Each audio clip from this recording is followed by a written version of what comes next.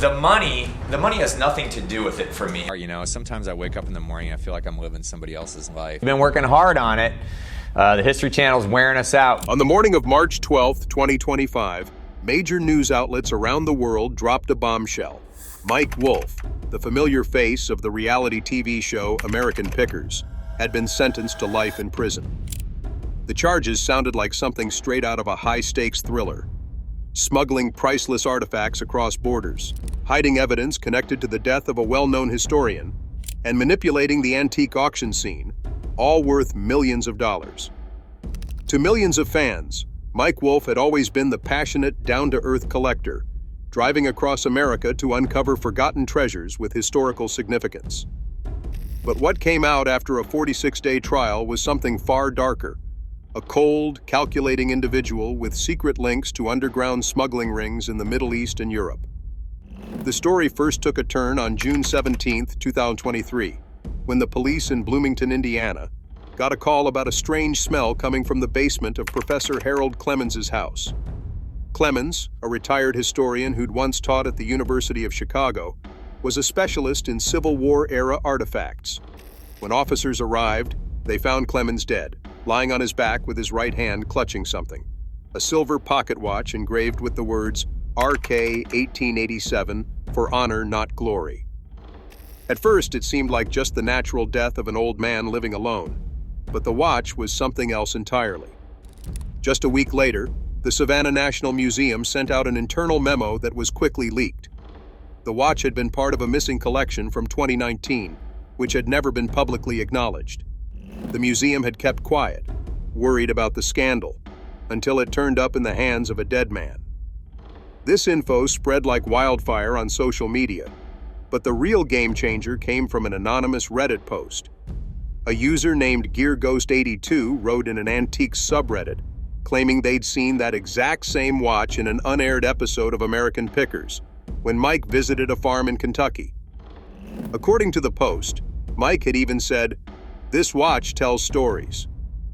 Within 2 days, dozens of people jumped in, saying they had seen either that exact item on the show or a similar one in a clip that had been pulled from YouTube back in 2021. Others claimed they'd spotted the watch on display at Mike's shop, Antique Archaeology in Nashville. By July 2023, the FBI quietly launched an investigation, teaming up with the International Antiquities Trafficking Task Force. They named the operation Rust Rail, focusing on whether Mike Wolfe had been involved in an illegal artifact trade, both across state lines and internationally. One of their early leads came from a leaked History Channel video, where Mike was caught on camera negotiating the purchase of several military pocket watches from a man inside a warehouse near Paducah, Kentucky. In the 14-minute clip, Mike says, "I know this piece went through the hands of an officer. It definitely has historical value. I won't ask where you got it." This raised even more red flags. What made matters worse was that Mike and Harold Clemens weren't complete strangers. Back in 2017, Clemens had made a brief appearance at a televised symposium about historical objects. In his introduction, Professor Clemens made a cryptic remark. "Some artifacts should never be for sale. They carry pain no amount of money can buy." But an internal email, recovered from Clemens's computer after his death, raised even more questions. In the message, sent to a close friend, he wrote, "I believe I've uncovered a chain of illicit transactions originating from a well-known television figure. I'm debating whether to alert the federal authorities." This email was sent just 3 days before his death. While there were no signs of foul play, the forensic report did show a small bruise on the back of Clemens's head, possibly from a fall or impact before he lost consciousness. No one was charged in connection with his death. But this was the moment when the investigation took a new direction. Mike Wolfe was placed under federal surveillance, and that little pocket watch, once just a blurry detail, became the spark that would bring down an entire antiquing empire. The investigation, now dubbed Rust Rail, focused on tracking objects that had never made it to air. As soon as the silver pocket watch turned up beside Professor Clemens's body, the federal team began combing through every episode of American Pickers, while also requesting internal records from the History Channel and the show's production company. What they found was strange. Between 2020 and 2023, more than 40 items bought by Mike Wolfe and his crew never made it on the show. Some had basic purchase receipts, but there was no record of where they went afterward. Among these items was the infamous pocket watch. The covert investigation, named after the path the items took, possibly buried in warehouses, basements, or even the underworld layers of the antique market, kicked into high gear. Initially, the investigators couldn't directly approach Mike Wolfe, so they quietly followed one of his backstage assistants, Craig Salinas, who had worked as a driver and transport handler. During a nearly 6-hour surveillance session in southern Missouri, Salinas was caught driving a van labeled Antique Archaeology to an abandoned warehouse, a location that wasn't listed on any filming schedule. Local police, posing as building safety inspectors, assisted, and inside the warehouse, they discovered a number of sealed wooden crates containing 18th and 19th century items, including at least 3 objects that the FBI identified as stolen from a local museum in Georgia. The investigation took a significant turn when the team obtained search warrants for 2 private storage facilities under a company called Time Vault Logistics LLC, a shell company in which Mike Wolfe had shares through various financial intermediaries. At the first warehouse in Ohio, they found an alarming number of undocumented antiques, ranging from Civil War-era revolvers and old handwritten manuscripts to a nearly 1-meter-tall Egyptian deity statue, carefully stored in a shock-proof container. According to internal reports, the statue matched one stolen from the Luxor Museum in Egypt in 2011. Following the money trail, the FBI discovered that Mike Wolfe owned at least 5 small companies incorporated in tax havens like Malta and the Cayman Islands. Between 2016 and 2023, nearly $4.7 million had moved between these companies via antique transactions, none of which involved certified appraisers or reputable auction houses. Most shocking of all, a Swiss bank account under Mike Wolfe's name had received a $150,000 wire transfer from an individual connected to the underground antique market in Aleppo, Syria, a place once accused of being a major transit point for looted cultural artifacts during wartime. What stunned investigators the most was the way Mike managed the entire operation. No official team member was responsible for transporting goods after filming. Everything was outsourced to a third party, with contracts signed through virtual fax apps, and payments were made in cash or cryptocurrency. The logistics coordinator, a man of Eastern European descent, went by the alias Maimon in Mike's messages. His real identity remains unknown, but from November 2023 onwards, the FBI decided to infiltrate the network. They approached an antique shop in New Mexico that Mike had previously visited. On the night of December 3rd, an undercover agent had an unofficial meeting with Mike. In a recording leaked during the trial, Mike is heard saying, "Not every item should be on TV. Some things are meant for those who truly understand their value, not the audience." Shortly after that meeting, the FBI executed emergency searches at 3 locations connected to antique archaeology, including a secret warehouse in North Nashville.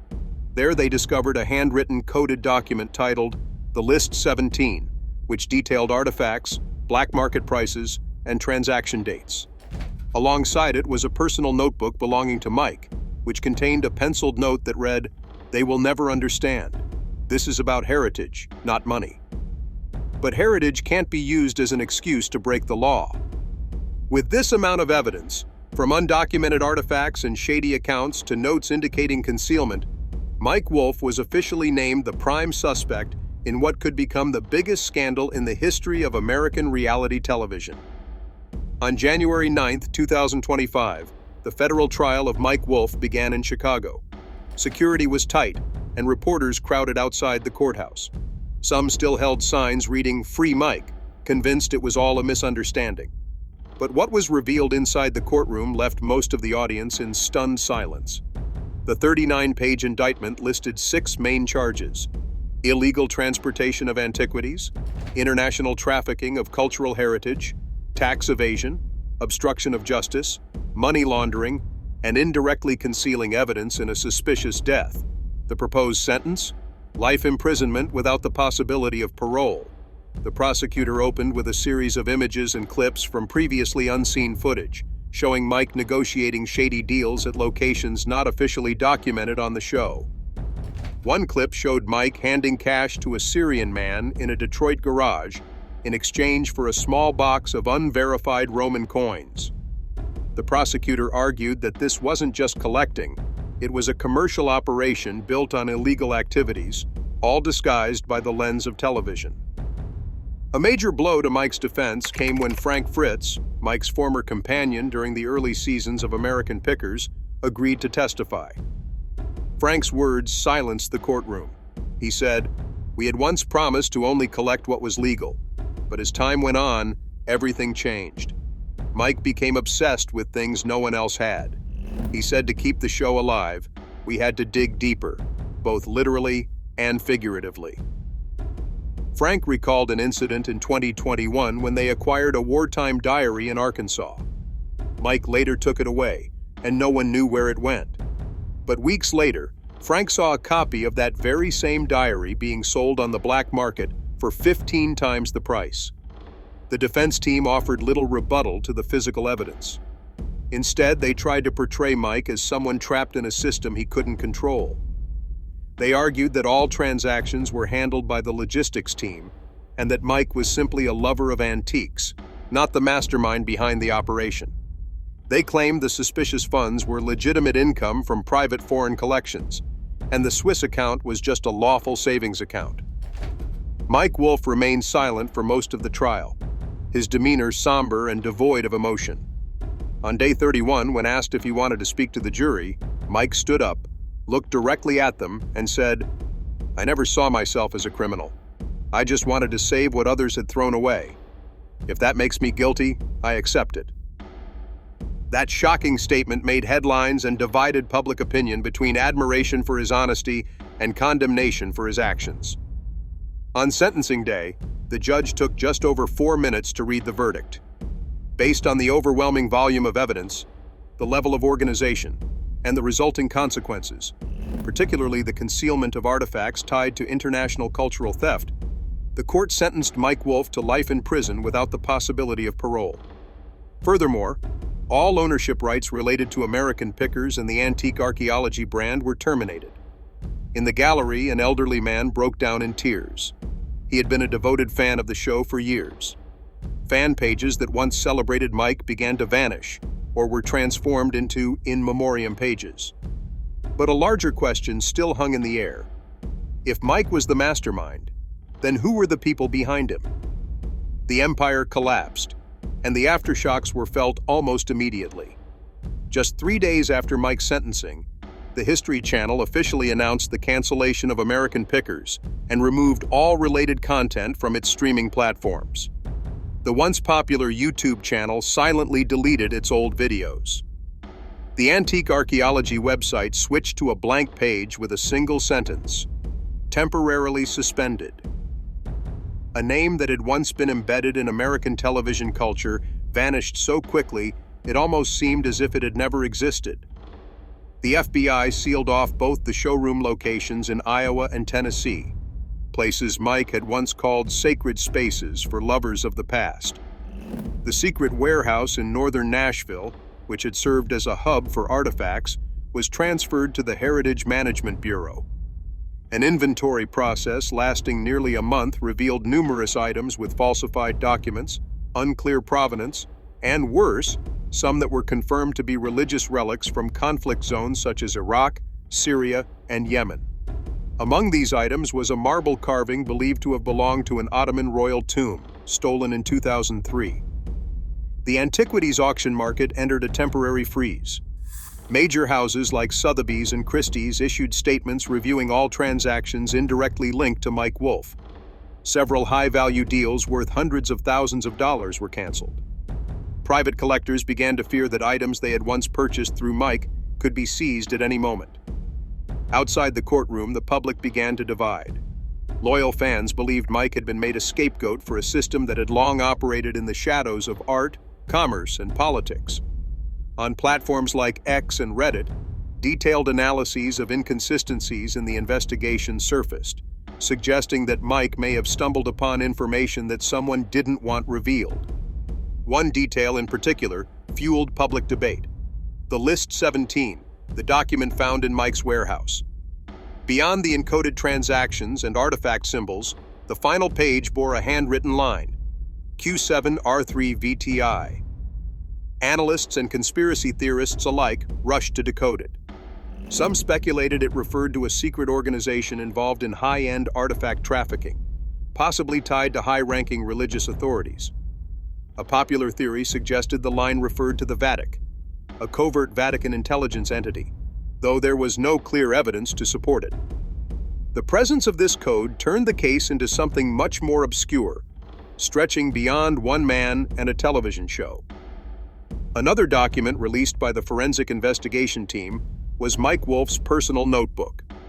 Among mundane notes like Episode 312 Cut Old Truck Scene or Follow Up with Leopard Skin Collection Holder, one page contained a single handwritten sentence: "Not all past should be brought to light."